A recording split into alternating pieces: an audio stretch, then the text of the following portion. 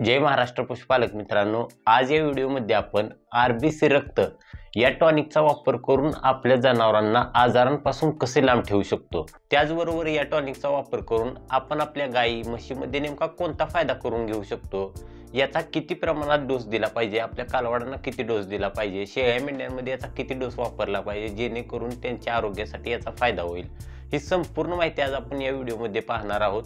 पण व्हिडिओ सुरू करण्यापूर्वी माझी तुम्हाला एक रिक्वेस्ट आहे की हा व्हिडिओ संपूर्ण बघा, कारण की या व्हिडिओमध्ये तुम्हाला आरबीसी रक्तविषयी संपूर्ण माहिती मिळणार आहे। त्याचबरोबर तुम्ही जर आपल्या मराठमोळ्या चॅनलवरती नवीन असाल तर या चॅनलला नक्की सबस्क्राईब करा। आता हे आरबीसी रक्त नेमकं आपल्या जनावरांमध्ये काय काम करतं, तर बऱ्याच वेळेस काय होतं, जेव्हा आपल्या जनावरांच्या शरीरातील तांबड्या रक्तपेशी किंवा हिमोग्लोबिनचं प्रमाण कमी होतं, तेव्हा आपली जी दूध देणारी गाय आहे किंवा जी म्हैस आहे किंवा जी आपली लहान वासरे आहेत ते हळूहळू थायलेरिया म्हणजेच गुचिडताप किंवा बबेसिया, त्याचबरोबर ॲनिमिया यासारख्या आजारांना बळी पडतात।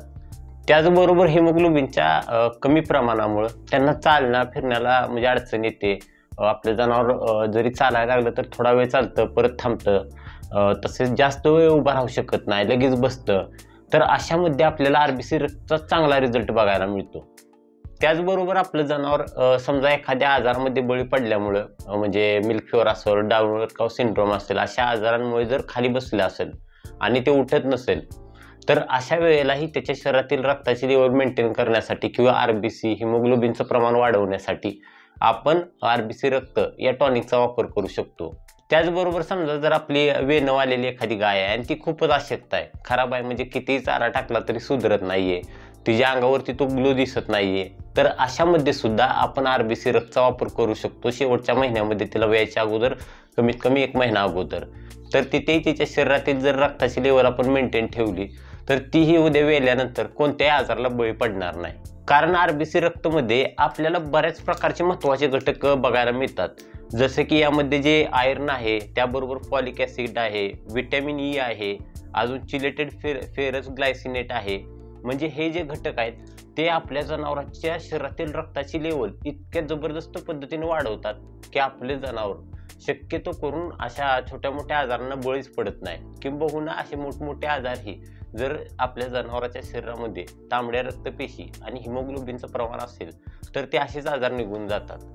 थोडक्यात जर सांगायला गेलं तर आपण आपल्या जनावरांमध्ये कॅल्शियम डिफिशियन्सी भरून काढण्यासाठी जसं कॅल्शियम फॉस्फरसचा वापर करतो, तसंच त्यांच्या शरीरातील आरबीसी आणि हिमोग्लोबिनचं प्रमाण वाढवण्यासाठी आपण आरबीसी रक्त या टॉनिकचा वापर कमीत कमी 6 महिन्यातून एकदा आपल्या जनावरांमध्ये करणं गरजेचं आहे, जेणेकरून आपली जनावरं ही सुदृढ आणि अशी तंदुरुस्त राहतील।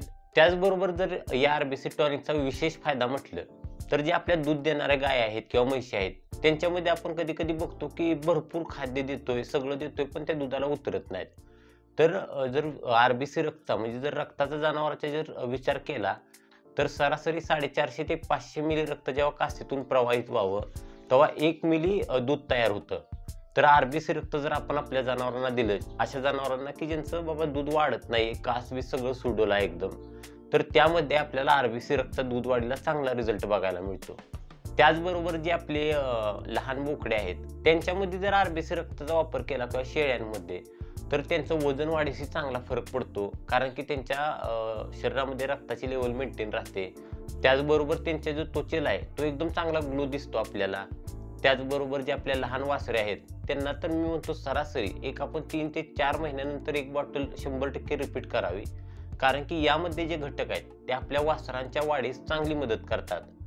तर पशुपालक मित्रांनो, आता जर आरबीसी रक्तचा जर डोस रेट बघितला तर मोठ्या जनावरांमध्ये जर समजा ॲनिमिया सारखी कंडिशन आहे, म्हणजे आपली मोठे जनावर अशक्त आहे, बसलेलं आहे, तर अशामध्ये आपण त्यांना 50 ते 60 मिली प्रतिदिन देऊ शकतो। त्याचबरोबर जर आपल्या गायमध्ये जर दूध वाढीसाठी जर म्हटलं तर आपण याचा डोस 30 ते 40-50 मिलीपर्यंत तरीही देऊ शकतो। लहान बोकडांमध्ये म्हटलं तर 5 ते 10 मिलीपर्यंत आपण डेली याचा डोस देऊ शकतो, म्हणजे वजन बघून देणं गरजेचं आहे। त्याचबरोबर जे आपल्या लहान पाडे आहेत त्यांच्यामध्ये वजन वाढीसाठी, त्याचबरोबर त्यांचं म्हणजे हाडवाढीसाठी जर म्हटलं तर आपण आरबीसी रक्त हे 15 ते 20 मिली या प्रमाणात देऊ शकतो। तर पशुपालक मित्रांनो, मी आशा करतो की तुम्हाला आरबीसी रक्त या टॉनिक विषयी थोडक्यात पण परिपूर्ण माहिती समजली असेल। तर भेटूया लवकरच आणखीन एका माहितीपूर्ण व्हिडिओ सहित। जय महाराष्ट्र।